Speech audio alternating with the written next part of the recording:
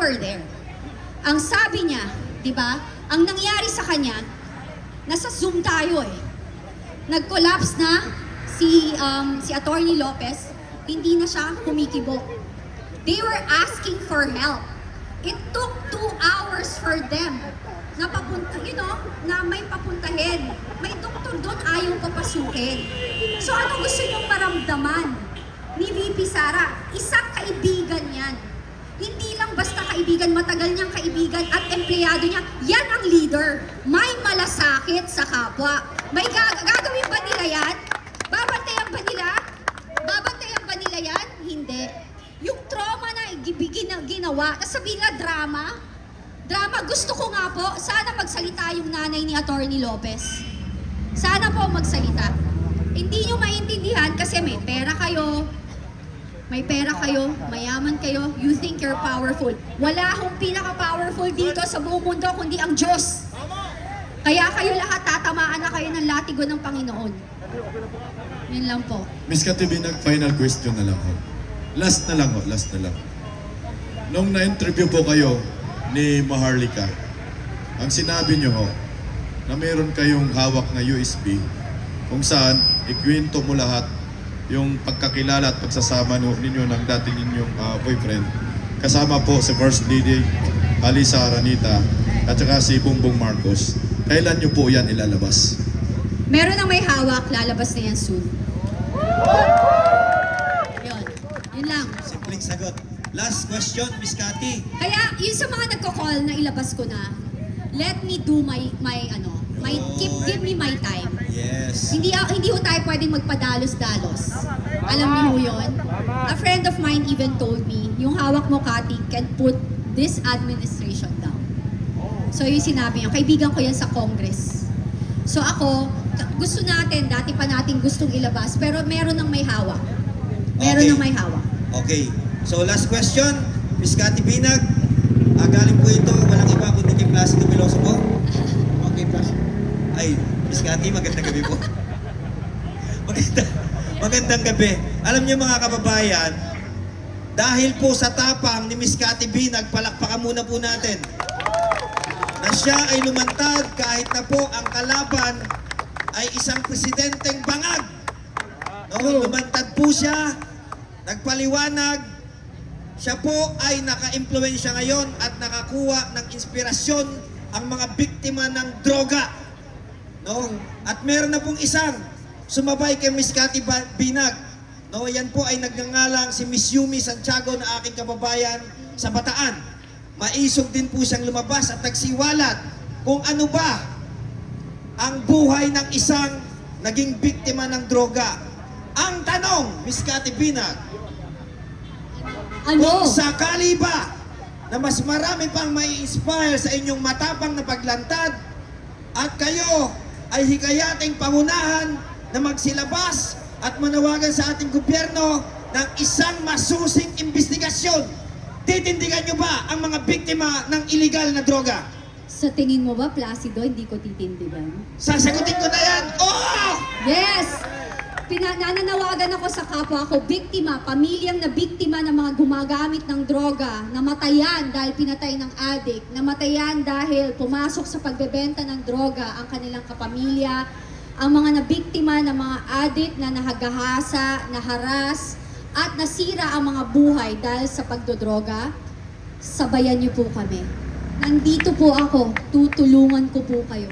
Kahit maghirap ako. Palakpakan po natin si Miss Cathy Binag. Kaya Miss Yumi Santiago, kami po ay nananawagan, may partner na po tayo, kay J.M. Morales, nandito na po ang mga gagawa ngayon ng panibagong hearing pagdinig sa Senado at Kongreso. Palakpakan po natin, anti-illegal drugs, pro-war on drugs, Miss Cathy Binag. Palakpakan po natin. Huling mensahe po. Maganda po ang ginawa ni President Duterte na paglalaban. Thank you po, I love you also. I love you. Ay, from Canada. Wow! Thank you so much. Ayan. Maganda po ang ginawa ni President Duterte sa war on drugs. And again, sabi ko, hindi ko tinatanggal yung kasabihan or yung paniniwala na ang tao ay may pagbabago. Pero, nung panahon na yon, those are the safest year of our lives. Kasi takot po ang tao. Ultimong politician, takot magnakaw. Ang military, talagang ang dignidad nila, mataas ang kapulisan. Binigyan niya ng integrity, nilabas niya kasi for the longest time, nababoy ang kapulisan tsaka sundalo. And you know, there's a lot of, marami po tayong pulis at sundalo na matitino. And talagang inayos niya. And kaya ako, you know, sometimes bakit mo pinagtatanggol yung pulis at sundalo? Kasi ako naniniwala, hindi lahat. Ginagawa lang nila yung trabaho nila, pero pag dumating ang panahon na kinailangan talaga nilang lumaban para sa atin, they will do it. I believe in that. Kasi ano nila yan? Yan ang kailangan sinumpaan, tungkulin. Ganun po sila. Maniwala po kayo, magbigay lang po kayo ng konting pasensya sa kanila. Kasi, you know, ang hirap din po ng kanilang kalagayan. Pero sa patuloy nating pagdadasal at paniniwala sa Panginoon na ang kasamaan ay hindi mananalo sa kabutihan, tayo po ay mananalo. Di po ba? Yun lang po. God bless everyone and good night. Tati Binag kasi nasa pagdinag kami lahat. Thank you sa suporta po. God bless, guys. Okay, publicly announced anytime. Lahat, baka ilang minuto lang mula ngayon, we try to reach out. Sinusubukan namin i-contact ang ating mahal na VP Inday Sara upang marinig nyo ang kanyang mensahe. Alright! Maraming salamat po kay Miss Cathy!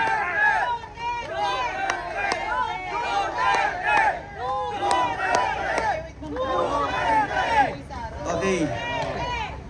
Si Ma'am Cathy Binag po ay single. Ma'am Cathy. Sige po. May tanong ka pa, Dok? May tanong sana ako. Sige, Dok. Ay, Miss Cathy, may... Meron po ba kayong sponsored sa facial ninyo, no? Wala po. Wala Wala. Ano lang yan? Tsaa. Tsaa. Tsaa lang to. At maaga po tayo matulog at huwag po tayo magbisyo. Bawal ang droga. Pero sabi ni Ma'am Pero Cathy, vitamins drug, mga vitamins drug. sabi kasi ni Ma'am Cathy, kahit masama pakiramdam niya, nandito siya sa atin. Yes. Parang gusto kong sumama din yung pakiramdam Yes ko. nga. Ayun pa nga Kung ganyan yung epekto, Brad, kahit araw-araw sumama pakiramdam ko, papayag ako. Correct. So, once again, mabuhay, Miss Cathy Binag! Yes! Salamat po, Ma'am Cathy. Thank you po. Sa susunod, magkakantahan tayo dito. Pwede ba? Pwede ba? Pasample naman. Miss, Pasample ba? Miss Cathy? Okay. Nasaan yung taga-Canada dito? Nasaan yung taga-Canada? Meron po tayong... Nung tinuro ng gano'n, ang Ayun, ganggangan kailangan loob ko magkantahan. agad sa kanya eh. Ay, sorry. Thank you sa Ayan mga na. taga-Canada and everybody. God bless you. Yes! Everybody. Alright! Okay, maraming salamat po At again. syempre po, Miss Cathy Binag. ito ay malaking sorpresa na dapat nating antabayanan. Ayun! Dahil nandito po At darating! ang anak ng pinakamatapang na congressman Ayun! at susunod na maging senator Ayun! ng ating lipunan. Ang kanyang anak na nagre-represent ng Sagip Party List, walang iba, kundi si Atty. Pao Marcoleta! Palakpakan po natin! Sana po. Ayan na, naglalakad. Tuloy yung palakpak nyo! Tuloy yung palakpak! Tuloy yung palakpak nyo! Maraming tubig! Ayun! Para tayo po itong bakwan! Ito na po. Atty, magandang gabi po. Magandang gabi po sa inyong lahat. Kumusta po kayo? Sana dumami na kayo. Pero hindi na okay kay Bangag. Ako po yung anak. Ano ba yan? Nagtaka si nanay. Hindi naman yung si Marcoleta. Ako po yung panganay na anak at chief of staff po ni Kong Dante Marcoleta. Hindi nyo ba napapakas? Ang tapang! Ano ba yan? Ayan. Ganun ba? Ayan. O, kumusta naman po kayo dyan?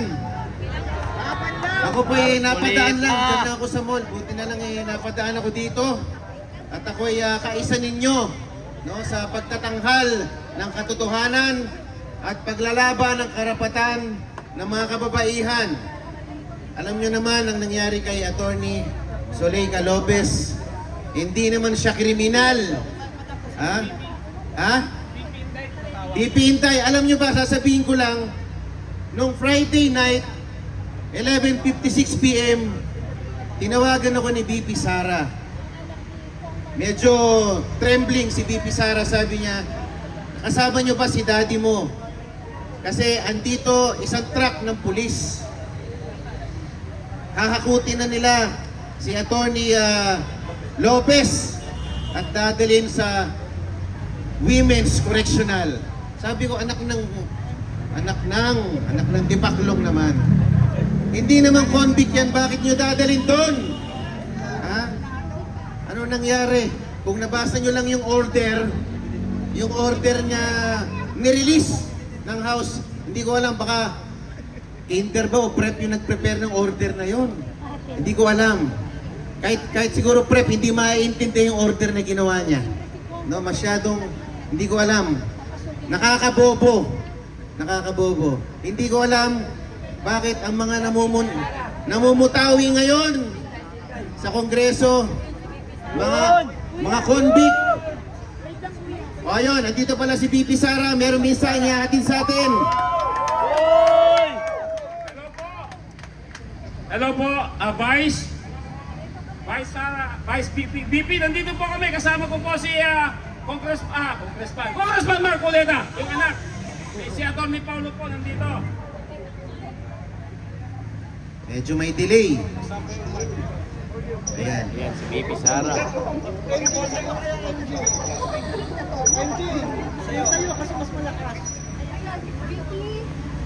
Yan, si BP Sara, tumawag, babayan. Ay, si Sir Angel Gomesa, oh. Sabi mo, kasalukuyan nagsasabi VP. si Atty. Paulo. So, andito po yung mga tao ngayon. Andito rin ang si Attorney Paulo Marcoleta. Guys, online po nandito si VP and may mensahe po siya sa'yo. Sa inyong lahat. Ayan, sa ating lahat. VP, take it away. Ayan po.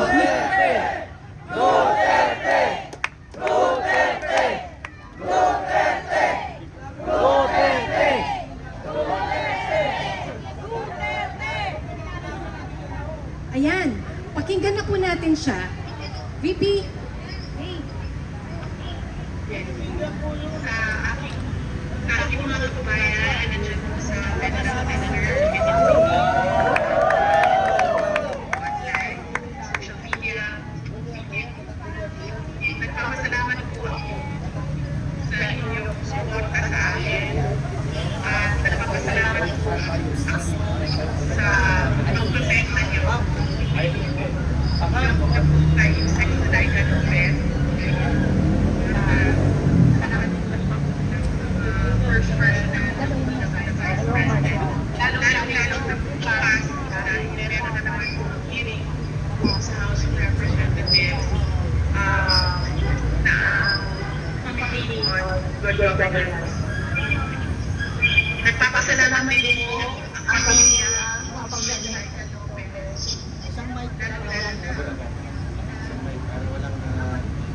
Feedback.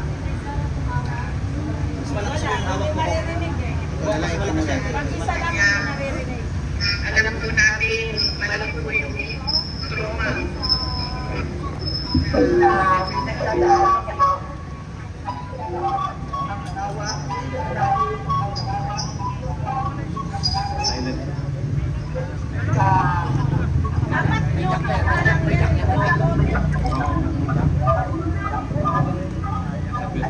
Ayan ang anak po yan ni Atty. Marcoleta, ang nasa harapan po natin, mga kababayan.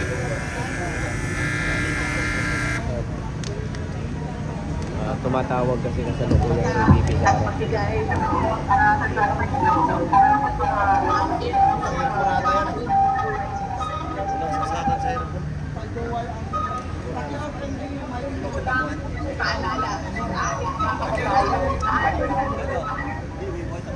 Ayan. May karapatan sa peaceful assembly. Ang tayo ay may karapatan. Ano yung nararamdaman natin ang gusto natin makita mula sa ating gobyerno. Ang gusto natin makita ay genuine public service. Kung maalala niyo po, hindi ako sumama o sumali kahit sa anumang panawagan ng pagtanggal sa Pangulong Marcos sa kanyang pwesto. Umisa ako sa rally ng Kingdom of Jesus Christ sa Bonifacio noon dahil nakikira, inamay, nagpagsimpati ako sa kanilang nararamdaman at hirap na pinagdadaanan. Ang lagi panawagan sa taong bayan ay hingin, demanda, sa ibigay nila ang servisyo na nakakaraman dapat para sa mga Pilipino. Simulan na natin sa mga campaign promises. Dapat po, pag ang politiko ay nag-promise na magbibigay ng 20 pesos per kilo na bigas, dapat ay tinutupad yun. Dahil binoto ka ng mga tao base sa mga sinabi mo. Base sa mga kampanya mo. Kaya dapat binibigay yan lahat. Ano man ang sinabi ng isang tao, ng isang politiko, ng isang kandidato sa entablado, dapat nakikita yan ng taong bayan. At higit pa, dapat ang nakikita natin. Hindi tayo dapat naghihirap, hindi tayo dapat pinapahirapan, hindi dapat nagpapakita ng gilas ang ating gobyerno na sila ang pinakamagaling pagdating sa justisya at karapatan ng mga pamamayan at kabutihan, kaunlaran at peace, malinaw, maymaan sa tayo. Ulitin mo, dapat hinihingi natin sa ating pamahalaan ang karatang dapat para sa isang ulan at magpayayapang lipunan. Mga kababayan, nararamdaman ko ay yung pagdalal yun ang nararamdaman. Sinusubukan ko na magtrabaho ko. Trabaho na ayos sa election dahil yun naman ang aking pangako sa inyo. Idamit ko ang pangalan ko sa interest dito sa inyo ng trabaho, edukasyon, kapayahan ng komunidad. Pero, ano nangyari? Pinastos ang budget ng Department of Education. Hindi ko na kailangan magbigay ng ebidensya. Makikita nyo sa General Appropriations Act. Simula sa NEP, papunta sa GAP, papunta sa BICAM, papunta sa batas. Makikita natin yun. Dapat hinihingi natin na matino ang mga natutuno sa atin. Sinabi nila,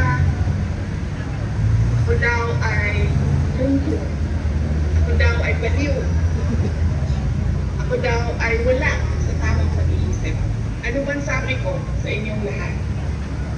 Psychological test, kahit ano yan, yung sa psychiatric test, kahit ano pang test wala. Gagawin ko yan. Dagdagan ko pa ng drug test.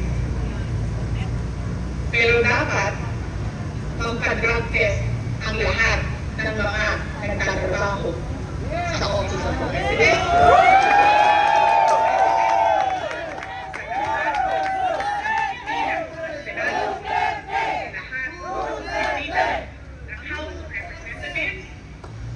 Sa lahat ng departamento ng ating bayan, ng ating pamahalaan.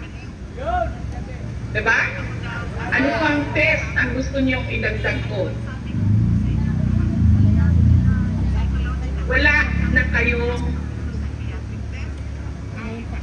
na naman na yung mga sa reklamo. akin. Pinagtatakpan ninyo ang mga kakulangan ng pamahalaan.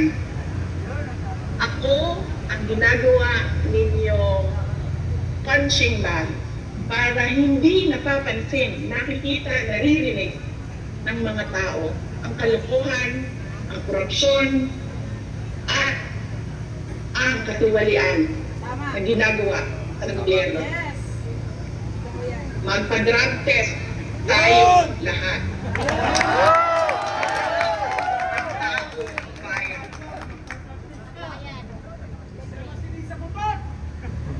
Dalawa lang yan, mga kababayan. Ibigay namin ang mga pangako namin sa inyo noong nangangampanya kami.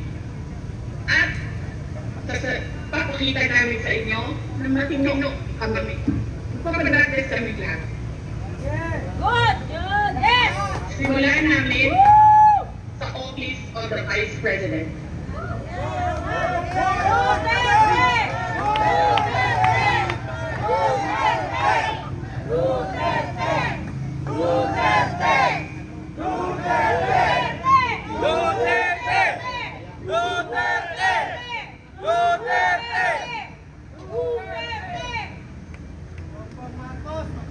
Tayo tayong pigilan dahil hindi tayo sumusunod sa kanila.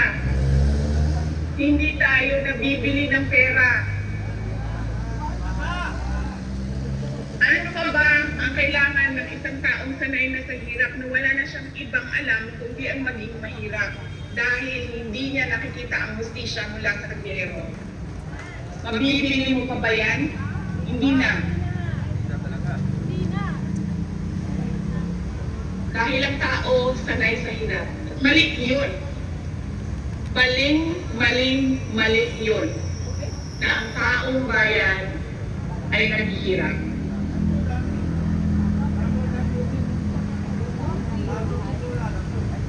Mga kababayan, ulitin ko ang aking pagpapasalamat sa inyong suporta, sa inyong pagprotekta, at lalong-lalo na sa inyong pagmamahal. Nararamdaman ko yun. Mahal ko kayong lahat. Mahal ko itong bayan natin. Wala na po tayong ibang bayan. Hindi po tayo mga politiko at mga mayayaman na meron pong bahay kung saan-saan. Sa Australia, sa Singapore, sa Amerika, sa Spain, sa Europe, kung saan-saan ang mga bahay nila. Napakadali sa kanila na talikuran ang bayan. Pero tayo, saan tayo pupunta? Sa mga probinsya lang natin. Sa Samar, sa Leyte, sa Cebu, sa Bohol, sa Sikihor, sa Negros Oriental, sa Negros Occidental, sa Panay Island, sa Mindanao, sa Luzon.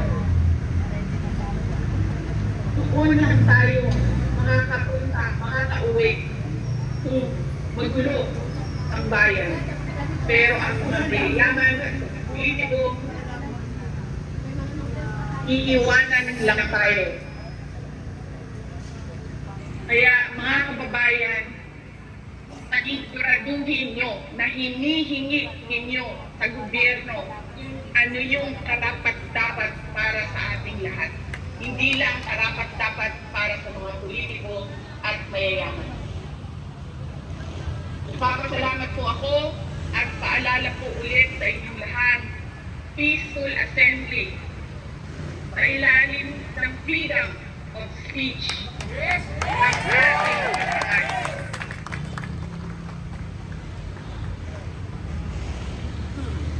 Maraming salamat po. Magandang gabi sa inyong lahat.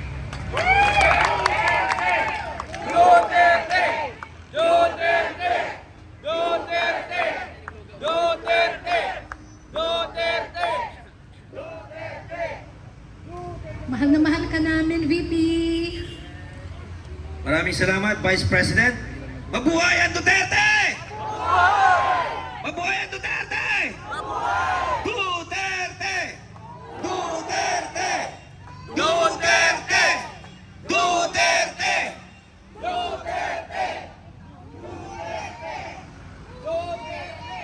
Okay, salamat po. At ngayon naman po, ibalik po natin sa isang maisog ng ating bansa ang representante at anak ni Attorney Dante Marcoleta. Palakpakan po muli natin. Ipagpapatuloy ko lang po yung sinabi ko kanina. Alam niyo po, nakakabingi ang katahimikan ng mga human rights champion ngayon. Ha? Ngayon, meron pong clearly na na-violate ang rights. Isang abogada, may kakayang ipaglaban ang kanyang karapatan, pero tignan mo ang ginagawa sa kanila. Paano pa kaya tayo mga ordinaryong tao? Ha? Pag tayo hinaras nila, ganun-ganun na lang. Nasa nung maiingay ng mga human rights champion na pinaglalaban ng mga karapatan ng mga adik, karapatan ng mga terorista, karapatan ng mga kalaban ng lipunan. Mag-ingay kayo ngayon dahil halatang halata kayo na wala kayo sa hulog. Sana sa totoo lang tayo. Kung paglalaban yung human rights, lahat ng human rights ng mamamayang Pilipino, hindi lang yung political opponent nyo ang inyong ididiin. Dahil halatang halata kayo, wala kayo sa katwiran. Ayan. Ayun po. Hanggang anong oras po ba tayo dito? Walang tulugan? O sige. Kailan tayo magsasama-sama muli? Araw-araw. O sige. Kakain muna ako, pwede ba? Kasi kanina pa ako walang kain eh. May dala ba kayo hopya? Wala mang pahopya dyan! Bukas na bukas, haharap ang aking tatay sa Quadcom. Sana naman huwag silang maging duwagcom. Harapin nila ang aking tatay. Ipakita nila ang katwiran. Ewan ko kung may katwiran silang ipapakita. Ha? Ang aking tatay, tinanggal nila para hindi makapagsalita. Oh, ano to? Silent martial law? Tinanggal sa 5 komite. Ano yun? Naduduwag kayo? Hindi kayo makipaglaban ng harap-harapan? Ha? Batas sa batas? Hindi nyo kaya? Ayun. Magpaliwanag kayo bukas kung kaya nyong harapin ang tatay ko. Lagot kayo sa tatay ko. Magandang gabi po sa inyo lahat. Maraming salamat. Mabuhay! Attorney Dante Marcoleta!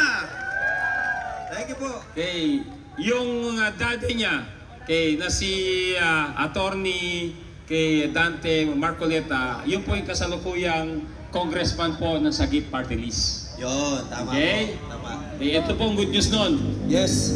Si Attorney Paulo Marcoleta, siya po yung first nominee ng Sagip Party List. Yun, supportahan po natin ang Sagip Party List. Ang second nominee po ay yung boss ko na si Boss Jopel Balmosena, na anak po ni Yusek Balmosena, napakasipag na Yusek sa buong Pilipinas JLG.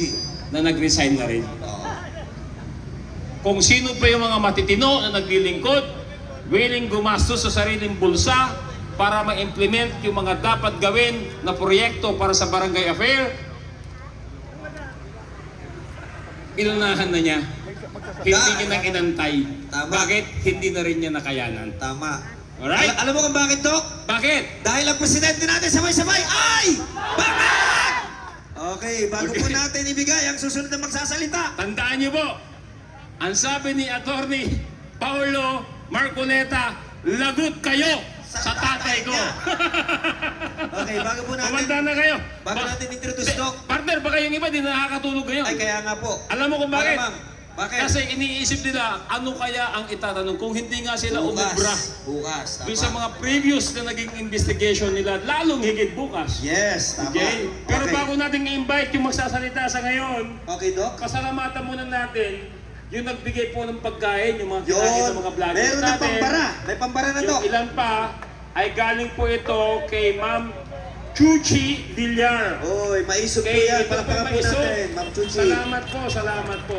Tama Okay. yung hinala ko kanina eh. Sabi ko Nung sa'yo, tinuro ko ng ganon, Siya nga. siya nga ang nagiging biyaya. Yes, Doc. Biruin Tama mo, po kayo. ganun kabilis ang sagot ng panalangin natin, partner. At may magandang balita, Doc. Ano yan? Bago natin bitiwan yung susunod na magsasalita. Go! Meron tayo dito snow bear.